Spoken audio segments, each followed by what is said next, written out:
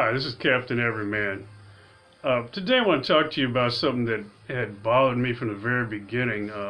I really enjoyed the movie Black Panther, and before I even saw it, I started hearing these comparisons between Eric Killmonger from Black Panther and Malcolm X.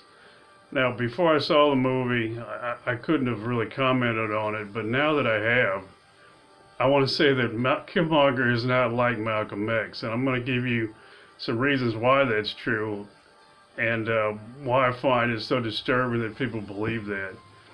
First of all, Malcolm X was a black separatist, so he believed that in order for black people and the black community to be strong, they had to separate from the influences of white supremacy and even the culture, the mainstream culture that was affecting them in what he believed would be a subversive and negative way.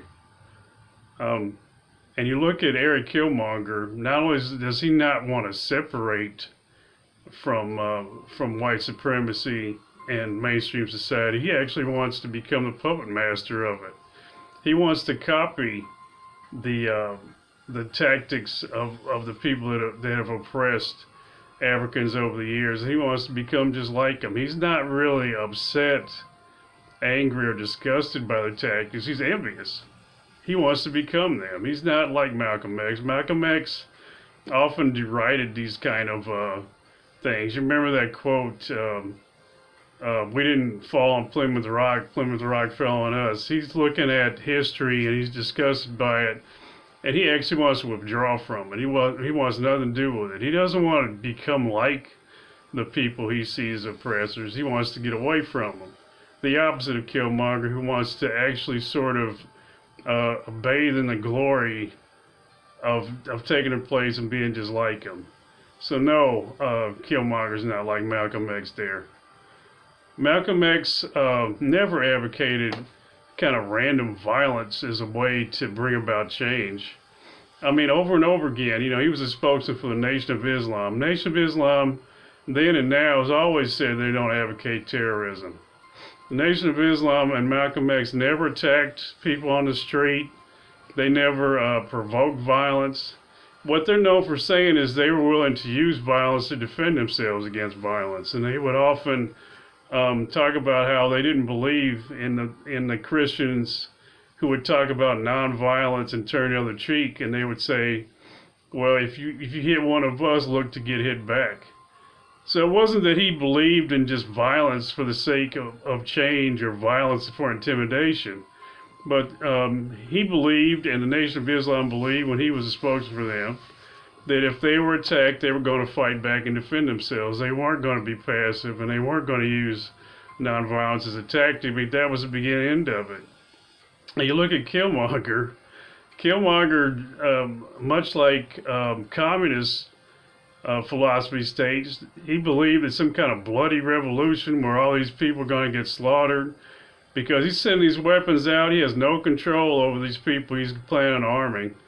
And what the end result will be is like anarchy and violence. A lot of innocent people will die. This isn't something Malcolm X would have thought about doing or approved of.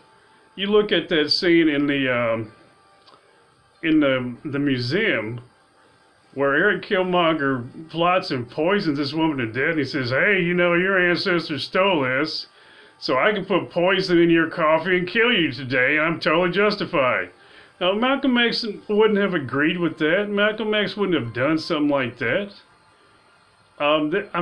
That's an insult to Malcolm X's memory to think that Killmonger's like Malcolm X, and Malcolm X would poison a woman in a museum like that. I don't know why people are jumping to even say or think that, because that's not something he would do. I think you can look at the limits of civil disobedience, and I could see, you see the artifact was stolen.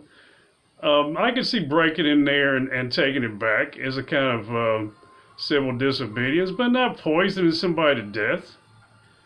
Somebody who wasn't at all directly involved in what happened. So, so you're saying that if somebody's father robs you, you're going to go and poison their great-granddaughter and you're justified? No, Malcolm X wouldn't have done that.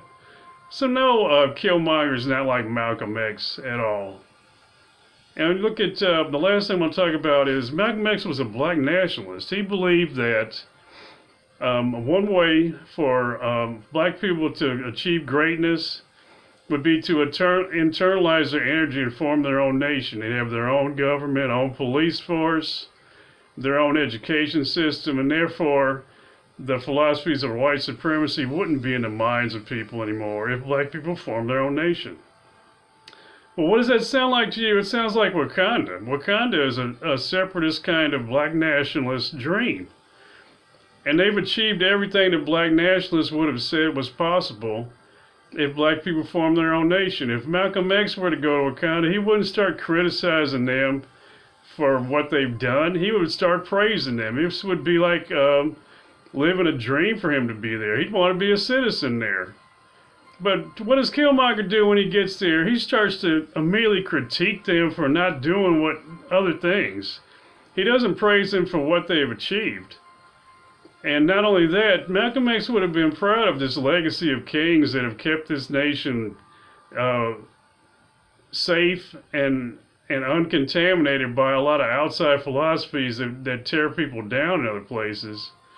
He would have really gloried in what they had done. Killmonger is doing exactly the opposite. He's destroying Wakanda. He burns the heart-shaped herb as part of the royal line.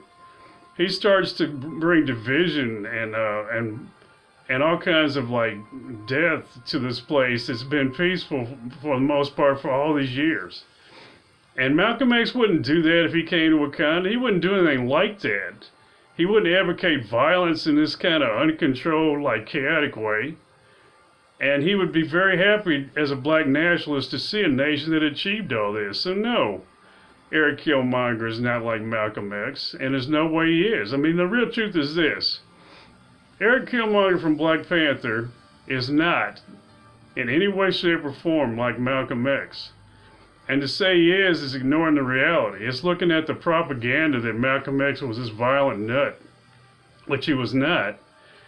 And you're sort of like reinforcing that propaganda that was there, spread by the FBI and other people, to discredit the good things about Malcolm X. Obviously, he was a flawed human being like everybody else, and some of his views I wouldn't agree with at all. But having said that, there was a lot about Malcolm X that was right and noble at the same time. But I don't see anything right and noble about Eric Killmonger. So again, Eric Killmonger is nothing like Malcolm X.